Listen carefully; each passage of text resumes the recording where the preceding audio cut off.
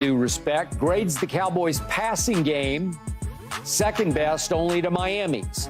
Yet it grades the Cowboys' running game 15th in the NFL after that running game ran 21 times for a grand total of 61 yards against Detroit on Saturday night. Michael Irvin, on the concern scale of 1 to 10, where are you when it comes to this Cowboys running, or should I say walking game?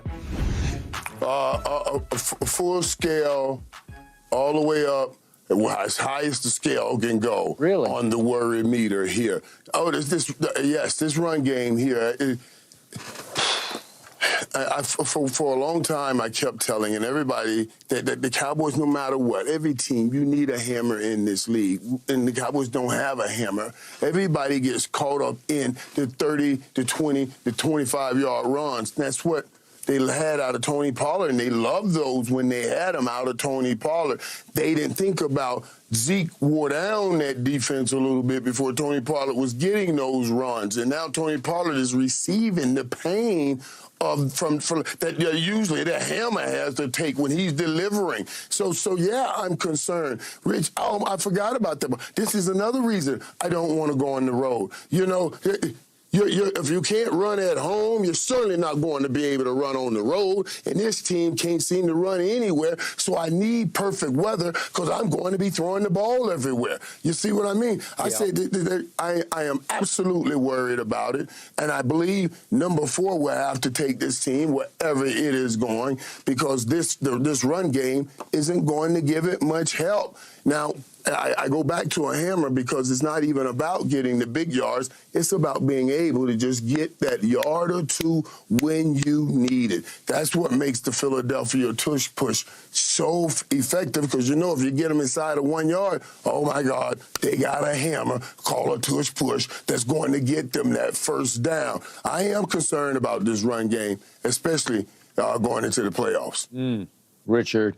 Yeah, you should be. You should be very concerned. And Skip, I know you remember those conversations we had about Christian McCaffrey and Tony Pollard, and you told me that they were really close and that it was neck and neck. And I told you they were not in the same stratosphere. And not that this is all on Tony Pollard. Don't get me wrong. They got a block for him. Some of these plays, he's getting hit in the backfield. And no matter who you are, if you get hit in the backfield, you don't have a hole to run through, you're not going to have success. But this is the lowest yards per carry of his career and the most carries he's ever gotten. And so, again, it was a bit of fool's gold last year when you're a change-up back and you get to come in after, you know, Zeke has worn the defense down, as Irv said. Defense is worn down. They're tired. They're breathing hard. And here comes speed. Bang. Here comes routes. Here comes, you know, him in the passing game. You know, he's doing a lot of dynamic things, but when he's never leaving the field, they never lose track of him.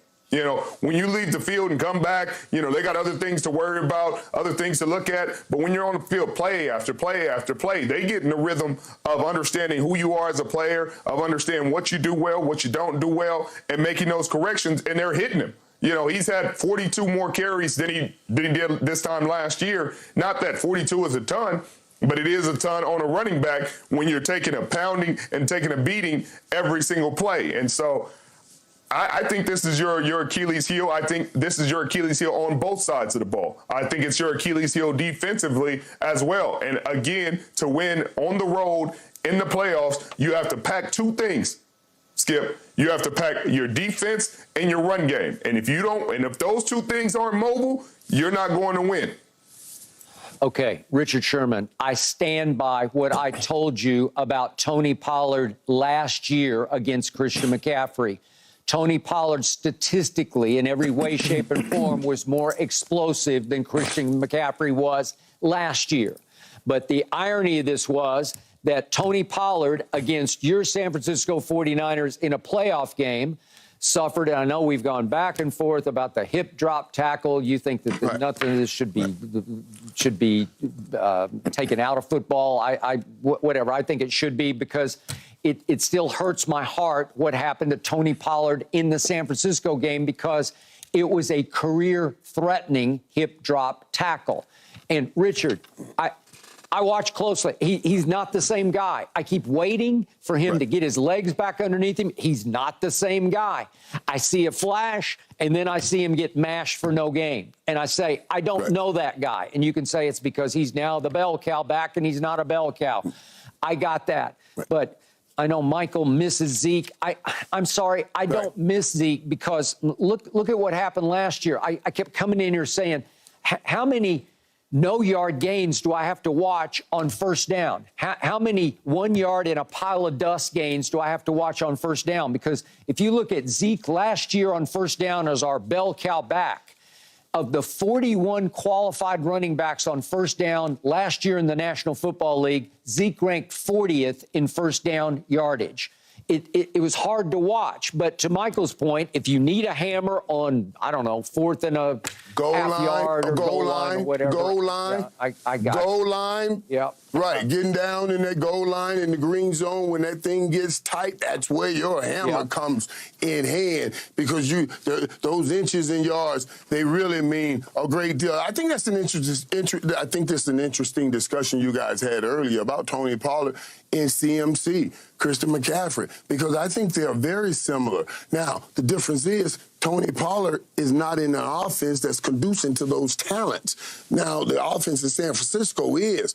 It's the old Mike Shanahan offense. You got that one-cut offense where Tony Pollard could do great in that offense. But this offense is a little different, and the run game is a little different. And they don't have the mastermind of a Kyle Shanahan designing all of these great blocking schemes. No, that's a fact. But I didn't hear all these things last year when he was having success and he was in the same scheme. And that's where I'm concerned because Christian McCaffrey is just a better player. It's not even in discussion. It's in saying that it's conversation. I mean, they both play running back is as close as they can get in terms of what we're talking about. Christian McCaffrey, it runs between the tackles, inside, outside, catches the football, and does it consistently. You know, you talk about a hammer and a nail. He's the hammer sometimes, and sometimes he's the lightning back. You know, he's all that encompassed in one back. And we thought Tony Pollard could be that.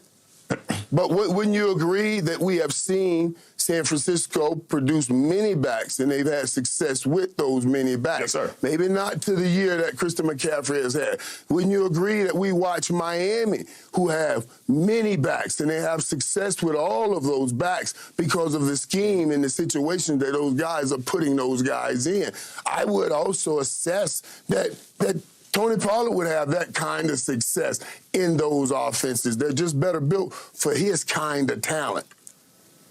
But then it's on Mike McCarthy to not scheme up that play. I don't think you guys have the offensive line necessarily to run outside zone and to get these guys laterally and moving. You guys got more powerful offensive linemen and to push the ball down the field and to straight power scheme. But I think that you're right. They have had success in these plays, but I've also seen Christian McCaffrey have 1,000 receiving and 1,000 rushing in Carolina in a whole different scheme. So it's just he's done it everywhere, and that's why I'm saying Tony Pollard had success last year in this scheme. So they found things that he does well, found ways to get him explosive plays last year.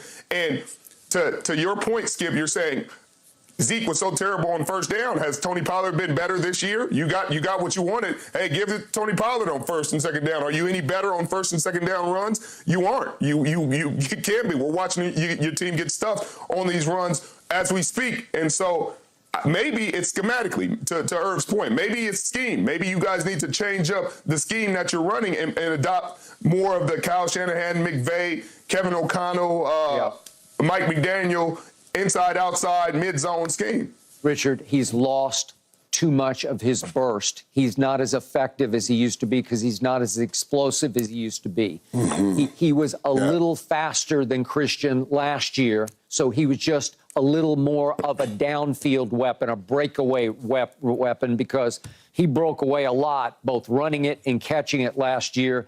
His yards per touch last year were 6 yards, and this year they've dropped to 4 yards per touch.